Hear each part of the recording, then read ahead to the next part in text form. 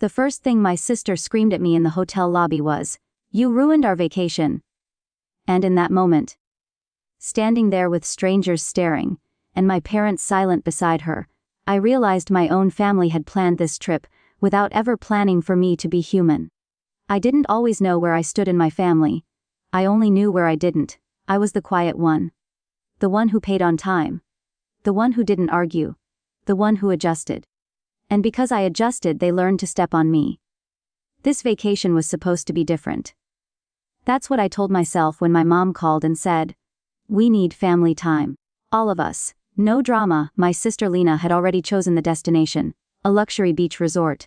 Ocean view rooms, private tours, expensive restaurants. I remember asking one small question on the phone. How much will it cost me? There was a pause. Then Lena laughed. "Don't worry so much. You always make everything about money." That should have been my warning. Still, I agreed. Because I wanted to belong. Because I was tired of being the distant sibling. Because I believed, stupidly, that this time they saw me as an equal. The problem started before we even arrived.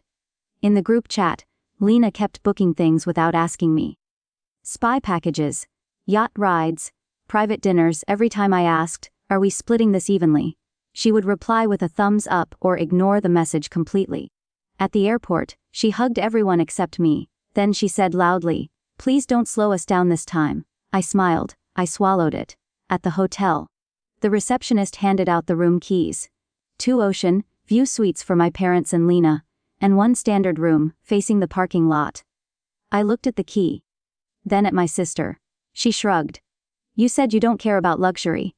I never said that. But I nodded anyway. That night, at dinner, the bill arrived.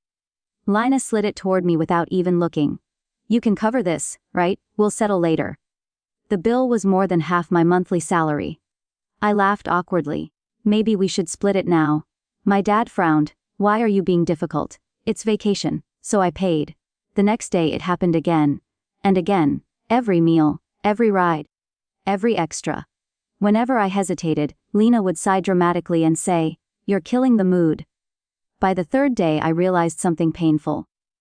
This trip wasn't about family. It was about using me. The breaking point came on the yacht. Lena had booked it without telling me the price. When we were already out on the water, champagne open, music playing, she leaned over and whispered, "Just send the payment when we get back." I asked quietly, "How much?" She smiled, "You'll survive." Something inside me snapped. Not loudly, not dramatically, silently. I said nothing for the rest of the ride. I watched the waves. I listened to their laughter, and I decided I was done paying for my own humiliation. That night, in my small room, I did something I had never done before. I stopped being honest with my family. The next morning, Lena announced another expensive plan. Before anyone could look at me, I said calmly, "I can't join today. I'm not feeling well." She rolled her eyes. "Don't be dramatic." I stayed back, and I made calls. I called the hotel front desk. I asked about the payment records. And that's when I learned the truth. All the bookings, all the extras, they were charged to the family account. An account my parents had opened. An account they had listed me as the emergency payer. Without telling me. Every time the balance crossed a limit, the system pulled money from my card. Automatically. My hands shook as I held the phone. This wasn't carelessness. This was planned. I didn't confront them. Not yet. Instead, I did something smarter. I called my bank. I removed my card from the account. I canceled authorization. Then I packed my bags. At checkout, I paid only for my room, nothing else. When Lena returned from her shopping spree and found her card declined at the lobby desk, the screaming started. "What did you do?" she yelled. I looked at her calmly. "I paid for myself. Like an adult." My mom stepped in. "You embarrassed us." My dad said nothing. He just stared at the floor. Then Lena said it. Loud enough for everyone to hear. "You ruined our vacation." Something strange happened. I didn't feel angry. I felt free. I leaned closer to her and said quietly, "No. You ruined your plan." I walked out. I flew home alone. For the first time in my life, I felt light. The calls started the next day, angry, desperate, accusing. The hotel bill had exploded, late fees, charges, penalties. I didn't answer. A week later, my parents showed up at my door. My mother cried. My father finally spoke. We didn't think you'd mind. I looked at them and realized something painful. They never thought about what I felt at all. I told them everything. Calmly. Clearly. No yelling. No tears. Then I said, I'm not your backup plan anymore. Lena never apologized. But karma did something better. She had posted the entire vacation online. Luxury, smiles, yacht photos. When people started asking why it ended early, the truth slipped out. Friends asked questions. Relatives noticed patterns. Suddenly. Lena was the selfish one, the spoiled one, the user. She blocked me. And that was the greatest gift she ever gave me. Because now, when I take vacations, I choose who comes with me. I pay for myself. I sleep peacefully. And when someone says, you ruined everything, I finally know how to answer. I just stopped letting you use me. I thought that was the end of it. I was wrong. 2 months later, my cousin invited everyone to a family dinner. Ah, fresh start, she said. I knew Lena would be there. I went anyway. The moment I walked in, I felt it. The silence. The looks. People smiled at me, but their eyes were curious. Like they were waiting to see which version of me would show up. The quiet one. The apologetic one. Lena was already seated. Telling a loud story about how some people can't handle responsibility. She didn't look at me when I sat down. Dinner started politely. Small talk, forced laughter. Then my aunt asked the question everyone was thinking. So what really happened on that vacation? Lena finally turned toward me. Her lips curved into a thin smile. Honestly, we trusted the wrong person. My heart beat once. Hard. I took a sip of water, and I spoke. I paid for myself. That's what happened. She laughed. Oh please.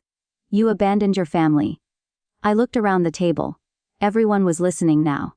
I was added to a payment account without my consent. I said calmly. I covered thousands in charges I didn't approve. When I stopped, suddenly I was the villain. My mother shifted uncomfortably. My father stared at his plate. Lena leaned forward. You always exaggerate. That's when I did the last thing she expected. I opened my phone. I didn't raise my voice. I didn't insult her. I simply placed the phone on the table and slid it forward.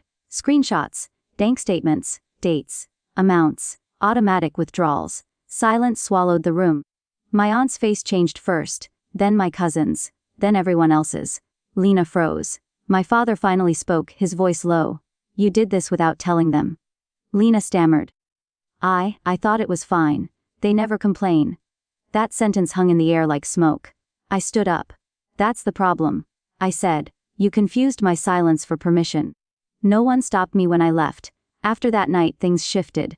Family gatherings became quieter, invitations became optional, and Lena. She lost something more painful than money. She lost her audience.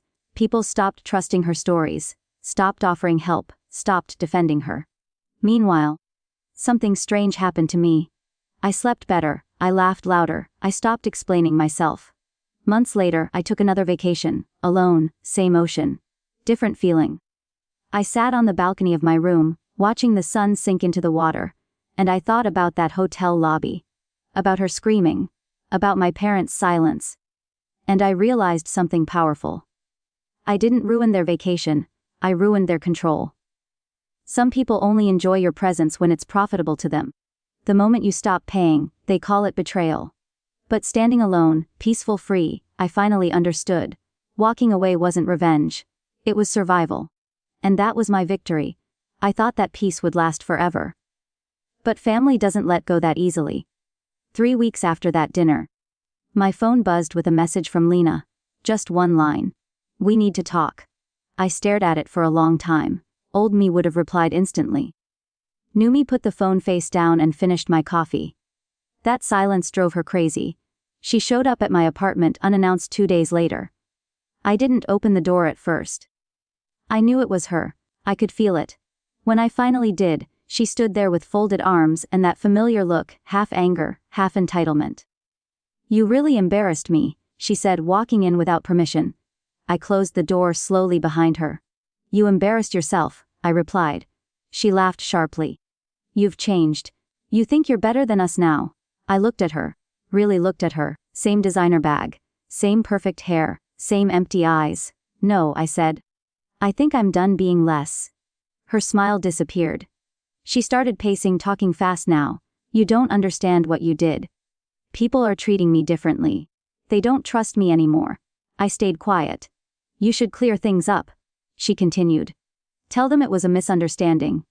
I felt something rise in my chest, not anger. Not sadness, clarity. I won't lie for you, I said. She stopped pacing. So you're choosing strangers over your own sister. I stepped closer, my voice was calm, steady. I'm choosing myself. That's when she snapped.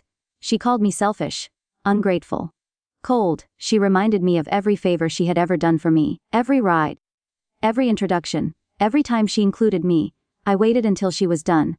Then I said, you didn't include me, you invested in me, and expected returns. She stared at me like I had slapped her. She left without another word. That night, my mother called. She sounded tired. Why can't you just make peace? She asked softly. I asked her one question. Why was it so easy for you to let her use me? There was a long pause. I didn't think it was that bad, she whispered. That's because you weren't the one paying, I said. She cried. I didn't. Because for the first time, her tears didn't control me. Weeks turned into months. Lena's lifestyle changed. No more spontaneous trips. No more luxury dinners every weekend. People stopped offering to split later. They asked for prices up front. She hated that version of reality. Meanwhile, something beautiful happened to me. I saved money, I invested, I moved to a better place. Quiet success, no announcements. No posts. One day, I ran into one of Lena's friends at a cafe. She smiled awkwardly. I heard about everything, she said. I just wanted to say you were right. I nodded. That was enough. The final moment came a year later. Another family event, a wedding. I almost didn't go. But I did. Lena saw me across the room, for a moment. Her face tightened. Then she looked away. No confrontation, no drama. Just distance.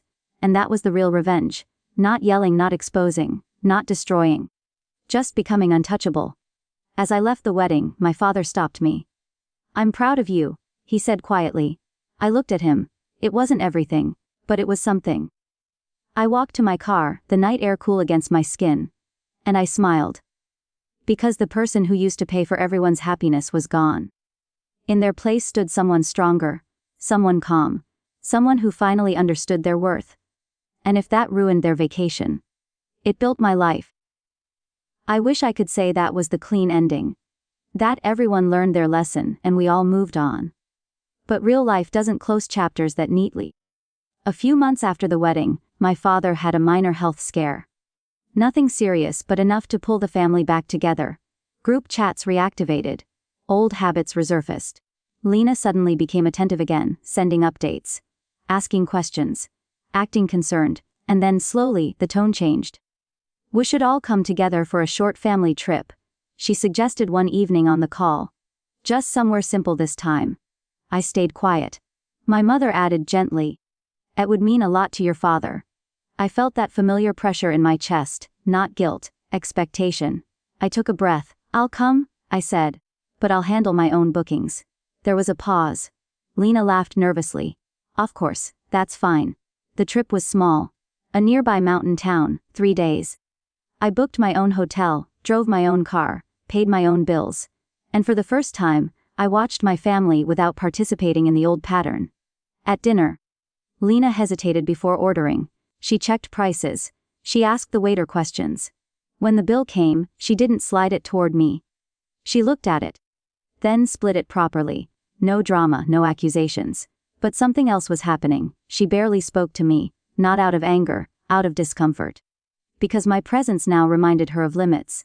On the last night, we sat around a small fire outside the lodge. The air was cold.